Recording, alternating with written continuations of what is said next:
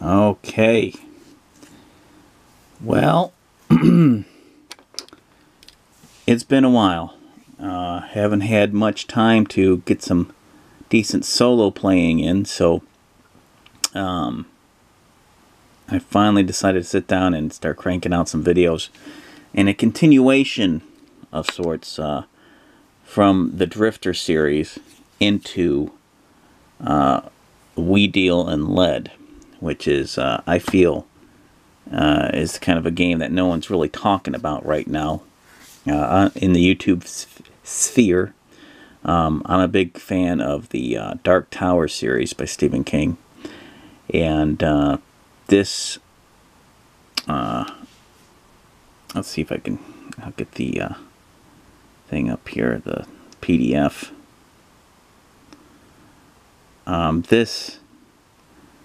This game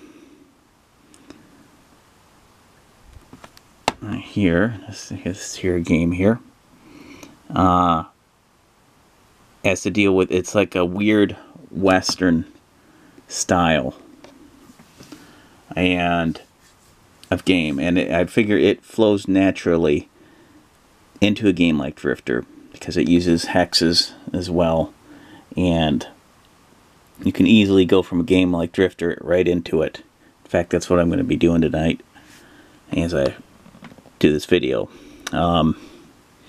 This here is a token, and this token is going to be used as a gate that will lead to the We Deal in Lead RPG.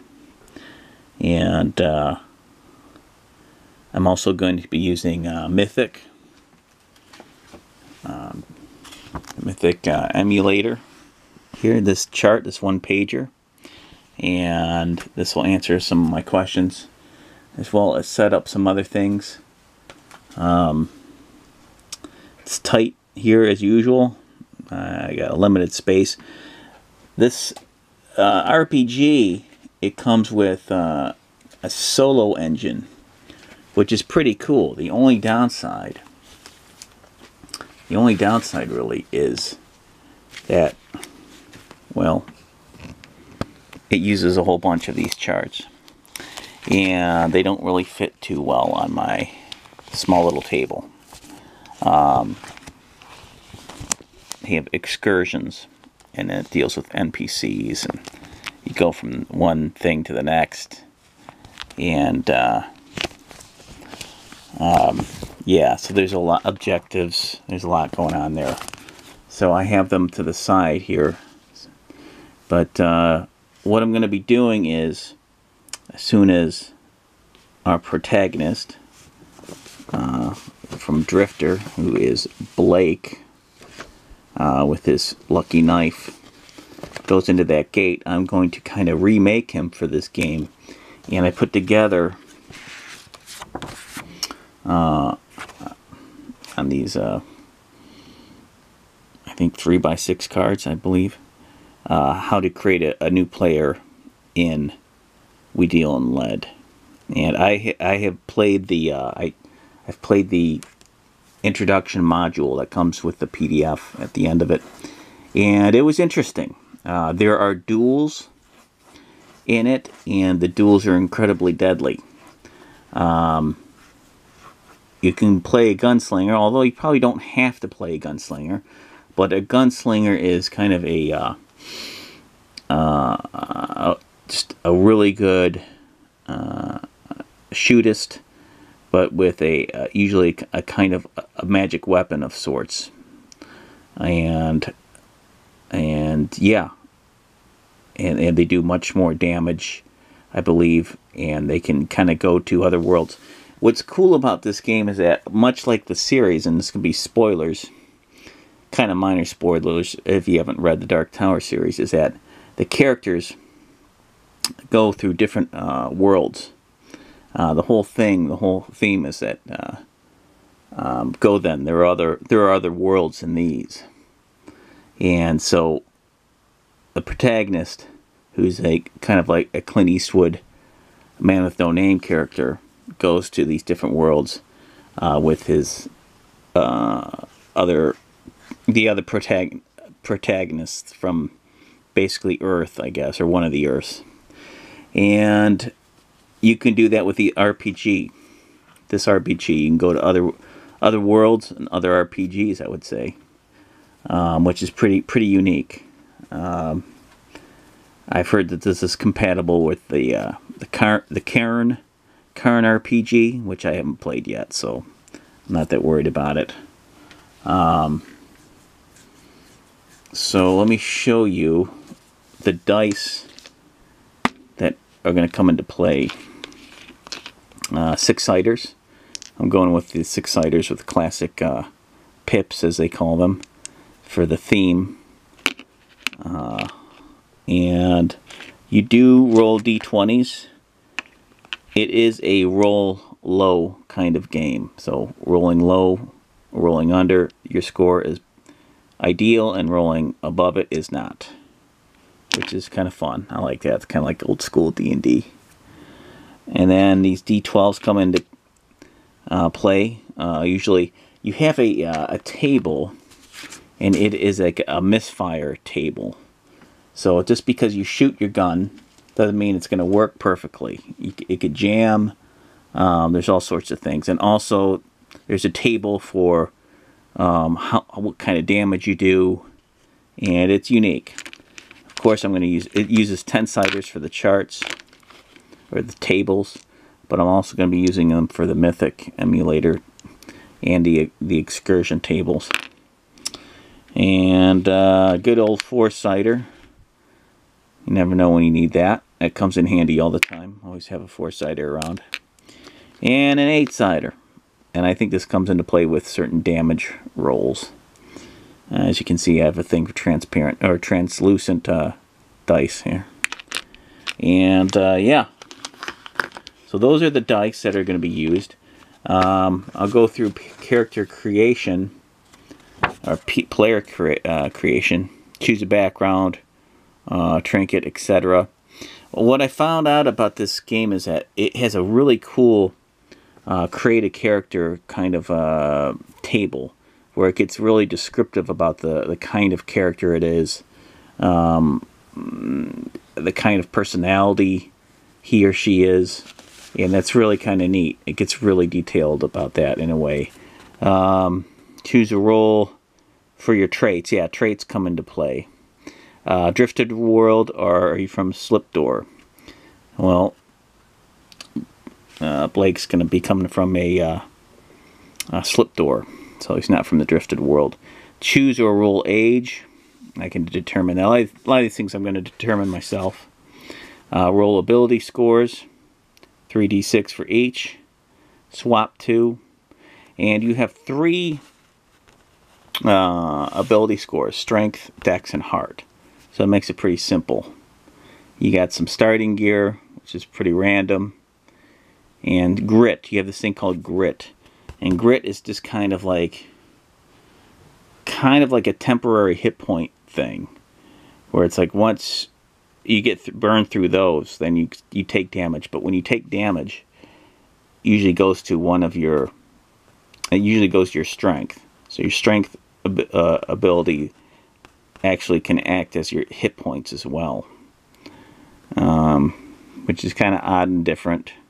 12 inventory slots for gear and equipment, plus 3 days rations, a torch, and a 3d6 in lead. So it's kind of a random roll for the lead that you get and that you deal.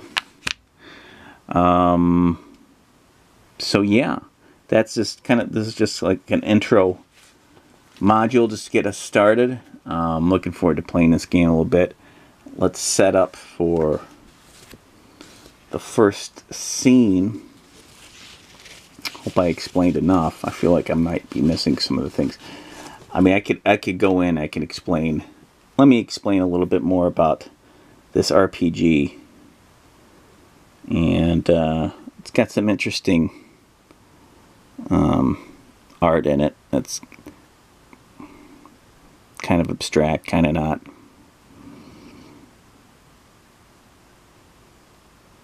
And it's very much in the dark vibe of the Dark Tower series. So I'll say, let's see here. First of all, you're called, the GM is called the Warden, which is fun. Let's see, an adventure game for one facilitator, the Warden, and one or more players, acting as hardened gunslingers, exploring fallen and crumbling worlds filled with dangerous folk, lost mysteries, and unspeakable monstrosities. The design philosophy, you have neutrality.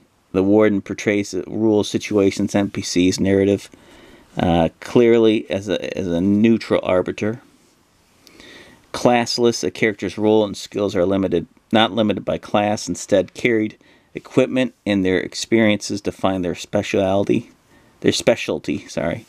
Death, characters are powerful but also vulnerable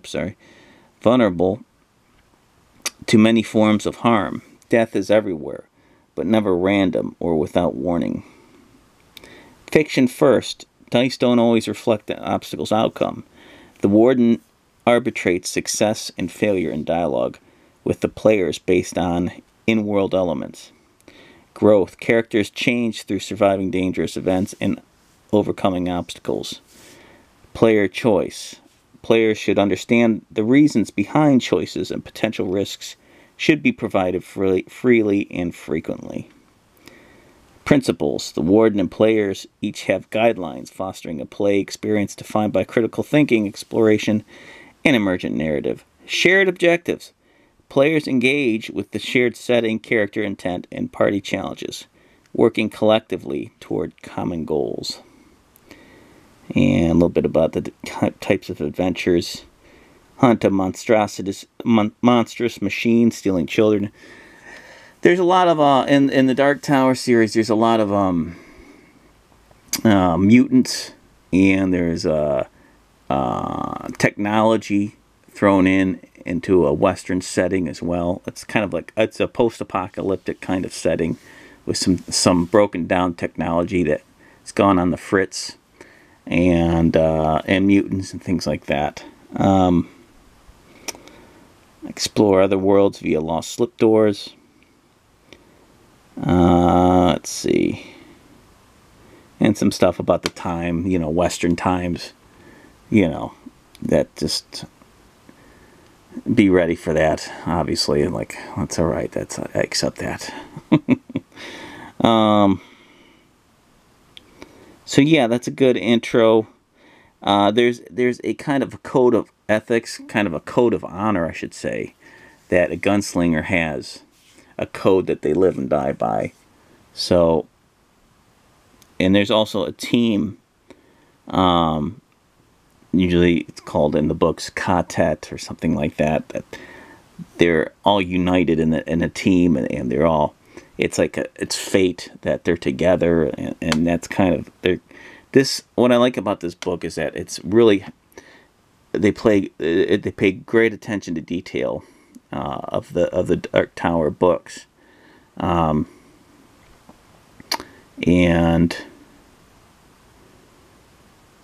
yeah, there it is. Technology, death, the gunslingers.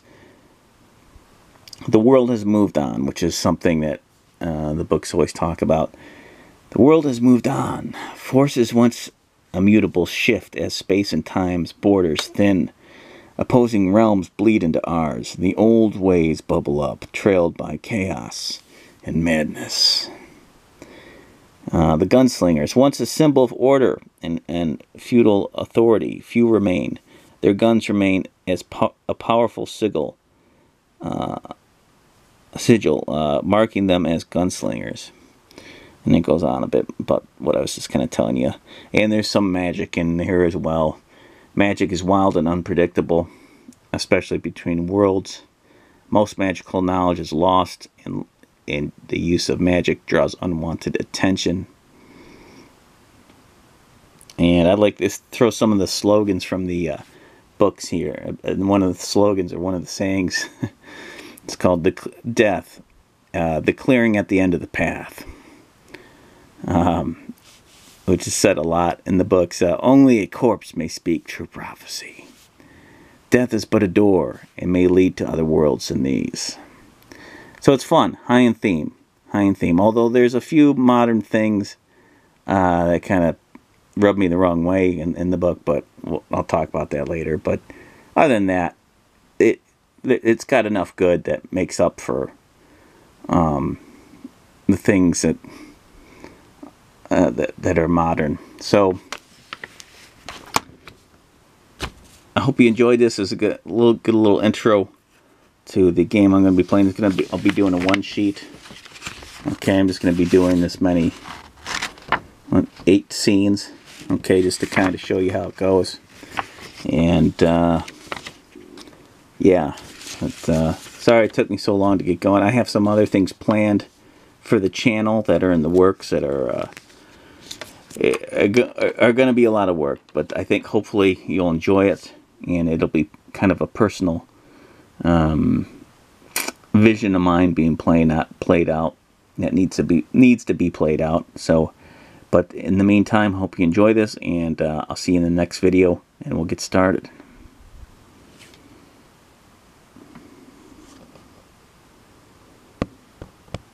And keep solo questing.